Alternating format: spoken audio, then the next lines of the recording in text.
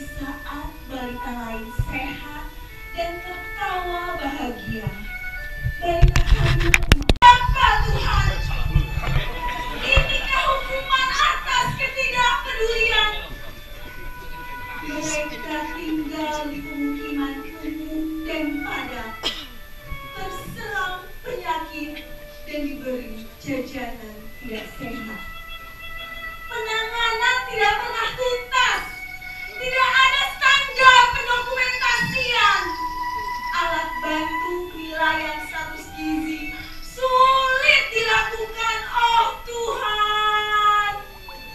Semua serba kekurangan, kader kami kurang pengetahuan. Media informasi tidak inovatif dan makanan tambahan juga tidak variatif. Kita harus bangkit kawan, kita harus bertindak, tapi aku tidak bisa sendiri.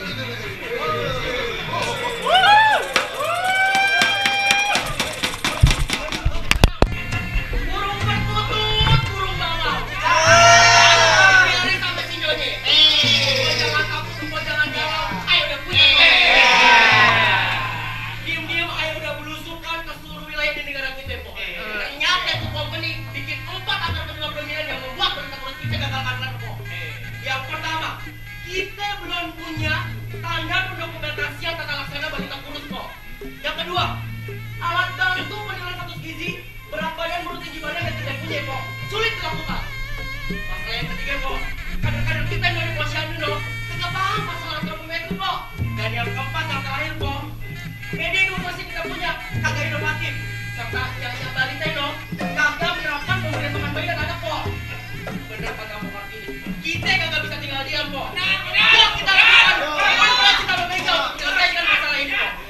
Pejuang-pejuang bawah itu, ayo kita kumpul. Ayo.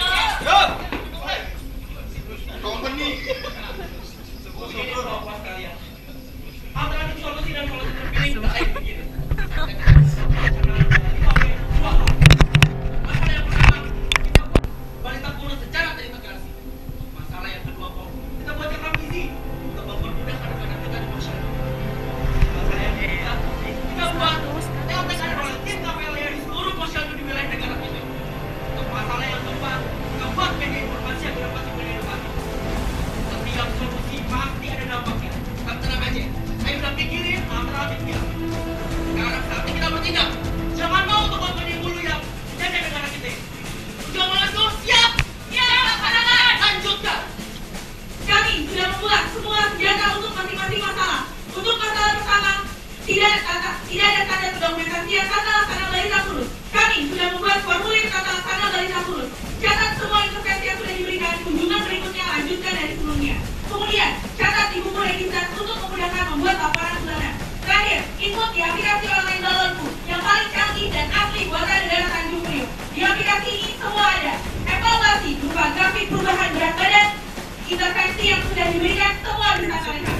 Selain itu, untuk balita kurus yang harus berpindah rumah karena sangat mendadak, bisa terpantau dengan aplikasi ini, sehingga tidak ada lagi tata. Selain itu, untuk melihat jumlah seluruh balita sekecamatan, jumlah balita kurus sekecamatan hanya dengan satu kali klik bisa terlihat dengan aplikasi ini. Untuk masalah kedua, alat bantu penilaian status gizi sulit dilakukan. Pada zaman penjajahan, menentukan status gizi harus melihat kabel yang tidak bisa digunakan dalam keadaan cepat. Oleh sebab itu, kami membuat senjata yang dapat digunakan dalam keadaan cepat, tepat, dan terpercaya. Catat status gizi balita yang hanya ada satu di Indonesia dan hanya negara Tanjung Priok yang punya. Penggunaan ini tidak cukup akan dan ukuran tinggi badan balita. Lihat berat badannya, baca status gizinya, sehingga bisa digunakan untuk masyarakat perkotaan maupun masyarakat pedesaan.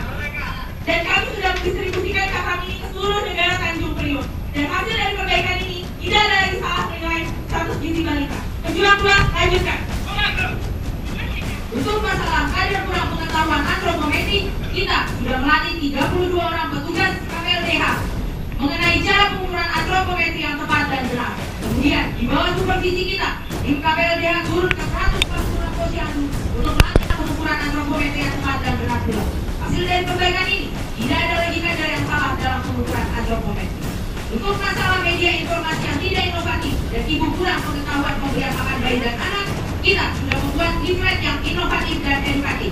Leaflet yang kita buat terdiri dari 3 bagian. Bagian pertama, menampilkan piring makanku, yaitu takaran porsi sekali makan berdasarkan jenis bahan makanan. Bagian kedua, menyajikan variasi menu cemilan balita yang berasal dari bahan yang murah dan mudah sekali didapat. Misal, seorang anak sedang ingin makan, ibu tinggal buka gambarnya, baca dan ikuti resep yang ada di belakangnya. Keistimewaan dari leaflet ini, semua resep di dalamnya sudah kita ukur nilai gizinya, sehingga dapat kita jamin kualitas. Untuk bagian yang ketiga, berisikan informasi pemberian makan bayi dan anak, 10 pesan gizi seimbang, serta anjuran posyandu dan puskesmas. Leaflet ini sudah kita cetak dan distribusikan ke 146 posyandu yang ada dan sudah diberikan ke ibu. Kita juga membuat media informasi berbasis digital yang diperuntukkan bagi petugas kesehatan saat turun kunjungan rumah.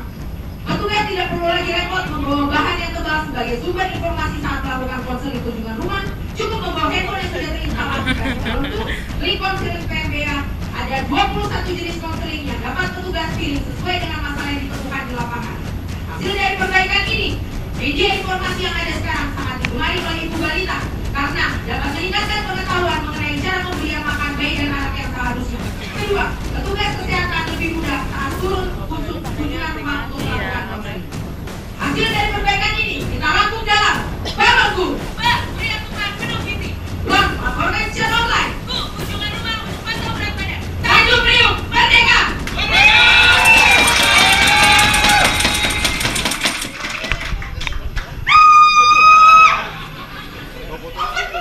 Pejuang bawaku. Mereka sebesar 320 dan mereka berhasil menghemat pembelian PMT sebesar 700 juta. Apa ini? Balita yang sangat memperoleh PMT banyak sebesar 89. Oh my god! Semua terdokumentasi 100%. Tidak mungkin ini. Habis gelap terbitlah terang. Nah, kau dari negara Tanjung Priok. Enam SOP baru di bawah SK Presiden Tanjung Priok. Sakit beneran. Seluruh negara Tanjung Priok.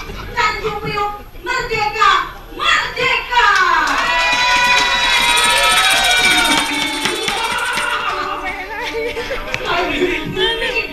Mereka sangat aman dan sehat. Padahal kau beri-beri iham terjadi Tanjung Priok.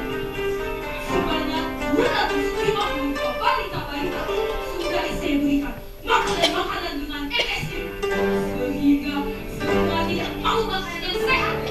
Belum lagi dari susu formula yang mereka pikir sehat, padahal hanya ampas susu sapi. Ya, kami sudah berhasil menurunkan Tanjung Priok.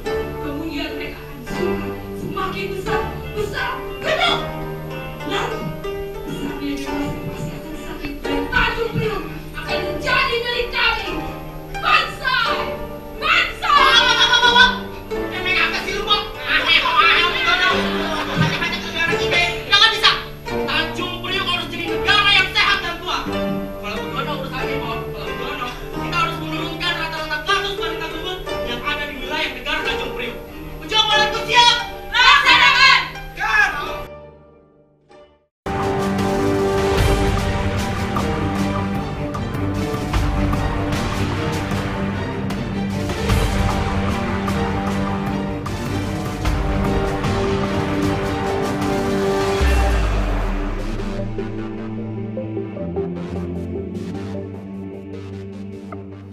Balonku Balita oke, Indonesia kudu oke.